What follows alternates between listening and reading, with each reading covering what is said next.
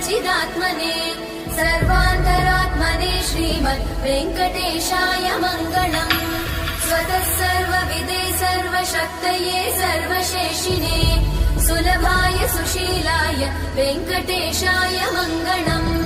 परस्मै ब्रह्मणे पूर्णकामाय परमात्मने प्रयुञ्जे परतत्त्वाय वेङ्कटेशाय मङ्गलम्। आकालतत्त्वमशान्तमात्मनामनुपश्यताम् अतृप्त्यमृतरूपाय वेङ्कटेशाय मङ्गलम्।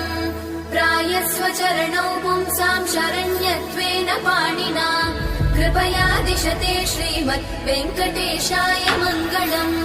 दयामृततरङ्गिण्यास्तरङ्गैरिव शीतलै अपाङ्गैः सिञ्चते विश्वम् वेङ्कटेशाय मङ्गलम्।